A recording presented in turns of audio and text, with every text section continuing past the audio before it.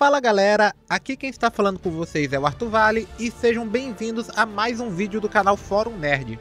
Eu sei que Quarteto Fantástico já está nos cinemas, mas eu precisava fazer a parte final do nosso Cine Recap, onde revisitamos as versões anteriores do Superman em homenagem ao novo filme do personagem que conseguiu dar início a uma nova era promissora para a DC, que fez com que as pessoas voltassem a ter interesse no herói e no que ele realmente representa. Mas como eu falei no vídeo passado, depois dos fracassos colossais que foram Superman 3 e 4, levariam quase 20 anos para o personagem voltar a ter um filme nos cinemas. E quando chegamos lá, nós tivemos não só uma, mas duas tentativas de reboot que não conseguiram exatamente conquistar uma unanimidade. Eu vou logo avisando que no vídeo de hoje, eu vou tentar algo diferente nessa última parte do Cine Recap do Superman, só para ver se funciona. Dessa vez, eu pretendo dar apenas uma opinião mais elaborada sobre o que eu acho de Superman o Retorno e Homem de Aço, e comentar sobre os momentos chaves desses dois filmes, ao invés de fazer uma dissecação mais detalhada de tudo o que acontece nas suas histórias. Agora, se vocês ouviram o nosso podcast sobre o novo Superman, eu deixei muito claro o quanto eu amei esse filme e eu até me atrevi a dizer que eu achei esse o melhor do personagem. Não me entendam mal, esse vídeo não foi feito para menosprezar essas outras versões com o intuito de enaltecer essa nova. Tanto é que eu nem pretendo fazer comparações com o filme de 2025 durante o vídeo. Mas rever Homem de Aço e assistir Superman o Retorno pela primeira vez acabou fortalecendo essa minha opinião. Bom, como eu já falei demais, vamos logo começar. Superman o Retorno de 2006 tem uma história interessante, por assim dizer. Porque mesmo com o Homem de Aço sendo considerado o mais polêmico entre os dois, esse filme foi dirigido pelo Bryan Singer e inclui o Kevin Spacey como Lex Luthor. Ele também é uma espécie de semi-continuação dos filmes do Christopher Reeve, tanto é que ele até reutiliza algumas cenas do Marlon Brando como Jor-El. Em outras palavras, ele entra naquela categoria de sequência legado que tenta ignorar completamente os filmes que as pessoas não gostam, mas que também não acabam sendo lá grande coisa. Sobre a história em si, eu adianto que eu não sou um grande fã da decisão de terem feito o Superman desaparecer por 5 anos só para procurar por resquícios de Krypton, sendo que isso acabou sendo uma busca completamente inútil e só serviu para problematizar a situação entre o Clark Kent e a Lois Lane. Inclusive, é bem engraçado a forma como ninguém reparou na coincidência que foi o Clark Kent e o Superman terem voltado ao mesmo tempo. E embora eu repare que as pessoas têm uma certa simpatia pelo Superman do Brandon Routh, principalmente depois que ele interpretou a versão do Reino do Amanhã na Crise das Infinitas Terras da CW, eu já acho que pelo menos no seu filme, ele não traz nada de especial para o personagem que faça com que eu me importe com ele. Se a intenção deles era fazer um Superman que fosse visualmente parecido com Christopher Reeve, eu confesso que pelo menos eles conseguiram isso. Mas o Clark Kent do Brandon Routh é um cara que age de maneira tão esquisita que eu não sei se eu iria gostar de ter ele por perto. Sem falar que o Superman dele é um tremendo de um stalker que toda hora fica escutando as conversas da Lois Lane e fica vigiando a casa dela de longe. Eu também de verdade não gosto nem um pouco da escolha de terem dado um marido e um filho para Lois só para complicarem a relação dela com Clark. Até porque, como eu disse antes, o Superman sumiu por 5 anos e quando ele finalmente volta, as pessoas que ele abandonou por causa de uma busca inútil comemoram seu retorno sem mais nem menos. E a única consequência que isso causou é que só a Lois Lane não gosta mais dele. Curiosamente, como esse é um filme do Bryan Singer, ele também trouxe para o elenco o Homem, o Lord Dunnett, o amigo chifrudo dos animais de CGI e que logo em breve voltará em Vingadores do Doomsday. Ele mesmo, James Marsden, que teve o seu papel como Ciclope reduzido em X-Men 3 para que ele pudesse interpretar o noivo descartável da Lois Lane / sobrinho do Perry White. Eu também não curto criticar atores mirins, mas como esse filme já tem quase 20 anos, eu vou logo mandar a real. O garoto que faz o filho da Lois é muito ruim. Ele não faz nenhuma outra expressão durante o filme inteiro e o filme também não faz nada para tornar o personagem interessante. Obviamente, ele também não é o filho biológico do Ciclono. E mesmo sendo mais óbvio ainda que ele é o filho do Clark, o filme ainda assim não teve a coragem de admitir a verdade em voz alta. E mesmo que tivesse, o garoto não tem química alguma com seu pai biológico. Tipo, como que os caras conseguiram fazer um filme onde o Superman tem um filho ser tão desinteressante? O Lex Luthor do Kevin Spacey também não traz nada de especial para o personagem. Conceitualmente, era para ele ser a mesma versão que a do Gene Hackman, só que diferente desse, ele não tem nenhum carisma e ainda consegue ser a versão mais esquecível do vilão nos cinemas. E olha que por muito tempo ele foi o único Lex Luthor que ficou careca durante boa parte do filme. Outra coisa frustrante nesse Lex é que ele tem exatamente o mesmo plano que o do primeiro filme de cometer genocídio para ficar rico vendendo terras. Aliás, é muito conveniente que o Superman só voltou justo quando o Lex finalmente pôs esse plano em ação depois de 5 anos. As cenas de ação do filme são praticamente inexistentes. No máximo, ele tem só alguns momentos legais, como o do Superman salvando o avião em queda ou recriando a capa da sua primeira aparição. O primeiro filme do Christopher Reeve também não tinha lá grandes cenas de ação, mas mesmo assim, tinha uma certa magia em poder ver o Superman atuando pela primeira vez. Mas como o Superman O Retorno é uma continuação desses filmes, não dá pra sentir a mesma sensação porque as pessoas desse mundo já conhecem ele. Então as cenas de ação fazem muita falta por causa disso. Talvez isso seria resolvido se eles tivessem adaptado algum outro vilão dos quadrinhos que pudesse bater de frente com o Superman, ao invés de reutilizar o Lex Luthor com o mesmo plano que já tinha sido feito antes. Mas talvez eu esteja pedindo demais do cara que tinha vergonha em adaptar os trajes dos X-Men. Eu também acho que o filme tem algumas coisas meio macabras que não deveriam estar em um filme do Superman. Principalmente em um que tenta capturar a essência dos filmes do Reeve. Tipo a parte onde o filho da Lois mata um cara com um piano, a cena onde parece que eles vão morrer afogados, ou as mortes extremamente gratuitas dos capangas do Lex Luthor. Outra cena que também não faz sentido nenhum pra mim foi essa parte onde o Superman leva uma surra extremamente humilhante de humanos normais só porque tinha um fragmento de kryptonita por perto. Mas momentos depois ele consegue levantar uma ilha inteira feita de kryptonita para o espaço. Eu sei que ele usou o sol para ficar mais forte e ele ainda ficou em uma cama de hospital depois, mas ainda assim era kryptonita. O filme então termina com o Superman salvando o dia novamente e o Lex Luthor ficando preso em uma ilha. Mas mesmo assim, quando o filme chega no final, a Lois continua com o marido dela, mesmo ela ainda nutrindo sentimentos pelo Superman. É bem provável que eles tinham planos para resolver isso em uma sequência, mas mesmo o filme terminando com o Superman sorrindo no espaço que nem o Christopher Reeve, o filme termina de um jeito muito insatisfatório, com ele ficando sozinho e a Lois permanecendo em um relacionamento com alguém que ela não ama de verdade. Na época do seu lançamento, Superman O Retorno até que foi bem recebido pela crítica. Mas ele teve um desempenho muito fraco nas bilheterias, que fez com que essa versão do personagem fosse descontinuada. Visualmente, o filme até que envelheceu bem para uma produção de 2006, principalmente porque eu acho que ele não tem nenhum efeito especial que seja bizarramente ruim. Mas mesmo assim, a minha grande frustração com o filme é que eu achei ele um grande nada. Ele tenta capturar a essência dos filmes do Reeve, mas ele aposta demais no seguro e termina cometendo os mesmos erros que as outras sequências em não expandir a mitologia do personagem de um jeito interessante. Até que dá pra dizer que esse filme saiu em uma época onde a maioria das produções de quadrinhos não sabiam que eles podiam adaptar muitas coisas legais. Mas ao mesmo tempo, eu consigo entender perfeitamente por que esse filme não ajudou as pessoas a gostarem do personagem de novo.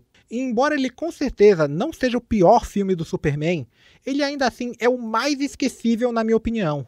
6 anos depois, o Superman acabaria ganhando um reboot completo nos cinemas que, para o bem ou para o mal, mais puxado para o mal, iria remodelar o personagem para o público. O problema é que acabou sendo esse filme aqui. Ok, agora chegamos na parte mais problemática desse vídeo, onde eu provavelmente irei falar algumas coisas que não serão do agrado de todo mundo. Mas se o Zack Snyder pôde fazer o que ele bem entendeu com Superman em 3 filmes, então eu acho que eu pelo menos tenho o direito de expressar a minha opinião sobre essas escolhas. Pode até se argumentar que Homem de Aço merecia o seu próprio vídeo, já que ele foi o primeiro lançamento do falecido DCEU, mas originalmente esse não era o plano. Tudo começou quando o escritor David Goyer e o diretor Christopher Nolan escreveram um roteiro para um filme do Superman, enquanto desenvolviam a história de Cavaleiro das Trevas Ressurge. A proposta era mostrar como seria se o Superman existisse em um mundo moderno e realista, da mesma forma como foi feito com o Batman na trilogia do Cavaleiro das Trevas. Os dois então apresentaram a ideia para a Warner, só que o Nolan não quis dirigir o filme, o que fez com que Zack Snyder acabasse sendo contratado para assumir o cargo e eventualmente escalasse o ator Henry Cavill para o papel principal. Mas quando o filme saiu em 2013, ele foi um completo divisor de opiniões. Alguns gostaram por causa da ação e dos visuais, enquanto outros reclamaram do tom sombrio e acharam uma completa descaracterização de tudo o que o personagem simbolizava.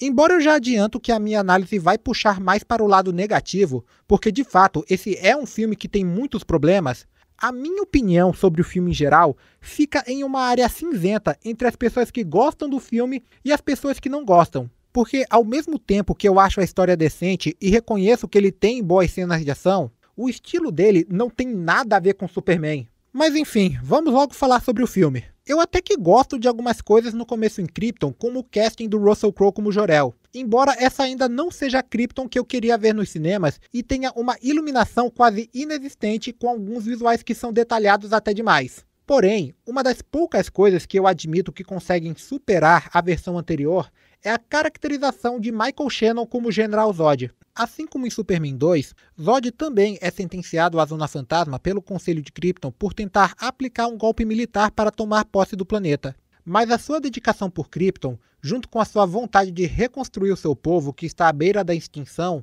tornam ele uma versão muito mais interessante do personagem. Inclusive, a minha parte favorita de todo o filme é quando Michael Shannon entrega a sua própria alma para interpretar o Zod, só para ele depois ser respondido por um Henry Cavill fazendo cara de bunda. Eu existo apenas para proteger Krypton. Esse é o propósito do meu nascimento. E cada ação que eu realizo, não importa quão violenta ou quão cruel, é para o bem maior do meu povo. E agora, eu não tenho mais um povo. Isso foi o que você arrancou de mim! E bom, já que eu puxei o assunto, vamos agora falar sobre as, entre muitas aspas, atuação do Sr. Henry Cavill.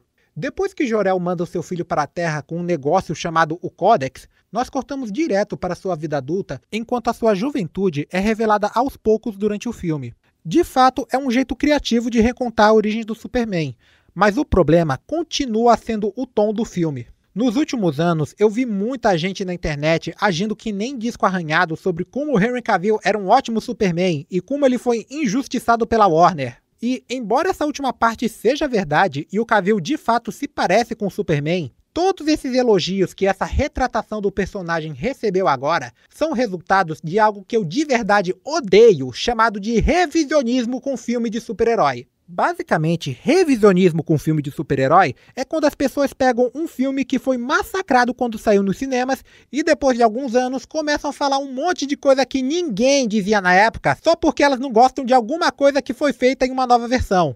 Coisas do tipo, ai, esse filme marcou a minha infância, ou ai, esse filme na verdade é muito injustiçado e merecia ter tido uma continuação. Inclusive, até o contrário costuma acontecer, principalmente com o filme de multiverso, quando ele começa sendo super elogiado pelos fãs no lançamento, mas depois de uns 3 meses, todo mundo na internet começa a apontar os defeitos. No caso do Superman do Henry Cavill, sim, tiveram as pessoas que genuinamente gostaram dessa retratação do personagem desde o início, por ele ser diferente das outras versões. Mas eu também lembro vividamente de pessoas apontando que ele tinha o carisma de uma porta e que tinham pouquíssimas cenas onde ele sorria. Pode até se dizer que isso é culpa do diretor e não do ator, mas não é porque o personagem é sério o tempo todo que ele não pode ser carismático ou entregar uma boa atuação. E eu vou logo dizendo, todos os aspectos positivos nessa versão do Superman são completamente superficiais. Apesar dele dizer que o símbolo no peito dele significa esperança, ele nunca passa essa sensação. Tanto aqui quanto em Batman vs Superman, ele passa muito mais tempo se perguntando se ele realmente deveria ajudar as pessoas por causa da educação horrível que ele recebeu do Jonathan Kent e do Kevin Costner, que repreende ele toda vez que ele tenta fazer algo que o Superman faria. E o que eu devia fazer? Deixar eles morrerem? Talvez. Eu entendo que ele é um pai que só quer proteger o filho do mundo por ele ser diferente, mas dizer que ele não deveria usar os poderes para ajudar as pessoas e que ele deveria até mesmo cogitar deixar um monte de outras crianças morrerem é muito egoísmo da parte dele. E eu também nem preciso falar do quão exageradamente estúpido é a morte dele na cena do tornado, que poderia facilmente ter sido evitada, e de como essa cena ainda rouba do Clark a chance dele perceber que ele não tem como salvar todo mundo, mesmo com todos os seus poderes. Porque diferente do filme de 78, não é como se ele não pudesse ter feito nada para impedir a morte do pai. Outra caracterização que eu nunca gostei muito em nenhum dos filmes que ela aparece é a da Lois Lane. A Amy Adams é uma ótima atriz, mas eu de verdade não me importo com as investigações dela e as suas interações com Cavill não fazem nada para me fazer ter interesse no romance deles. Embora eu ache que a história desenvolvida pelo Nolan e pelo Goyer seja boa, são as decisões na direção do Snyder que realmente me incomodam na execução desse filme. Eu dou crédito que ele realmente tenta fazer algumas sequências parecerem épicas com o uso da trilha sonora e principalmente na forma como ele manuseia as cenas de ação. E eu também entendi que ele quis dar uma abordagem mais moderna para alguns dos aspectos mais fantasiosos do Superman, mas tem momentos que parecem até que saíram de um filme de terror. Eu entendo que tem gente que gosta do filme por ele finalmente ter feito algo diferente com o Superman, e assim, é verdade. Ele realmente é o único filme do personagem que não tentou fazer o que os filmes do Richard Donner fizeram. O que eu nunca entendi era por que mudar o Superman tinha que ser visto como uma coisa boa. Existem inúmeras versões alternativas desses personagens nos quadrinhos que fogem do padrão e ainda rendem várias histórias que são muito elogiadas. E Homem de Aço até que poderia funcionar como um Elseworld isolado, mas ele com certeza não é o Superman que deveria ser usado como referência para o público. Eu sempre achei muito hipócrita a forma como os fãs do Batman e do Homem-Aranha reclamam pra caramba quando eles mudam qualquer coisinha em alguma adaptação, seja na aparência do elenco de apoio ou se eles seguem ou não a regra de não matar. Mas quando fazem uma adaptação fiel do Superman, você vai ver pessoas dizendo que deixaram um personagem bobo e infantil e que ele deveria ser sério o tempo todo e agir que nem uma divindade. Com exceção da abertura em Krypton, todas as cenas de ação são jogadas no terceiro ato e na época isso causou uma baita discussão polarizante entre os fãs. Porque se de um lado nós tínhamos lutas em grande escala entre o Superman e os outros kryptonianos, do outro nós tínhamos uma cidade inteira sendo destruída e um confronto onde o Superman está mais preocupado em farmar aura do que em salvar civis. E claro, não dá pra falar desse filme sem comentar sobre a polêmica morte do General Zod, onde o Superman foi forçado a torcer o seu pescoço para salvar uma família.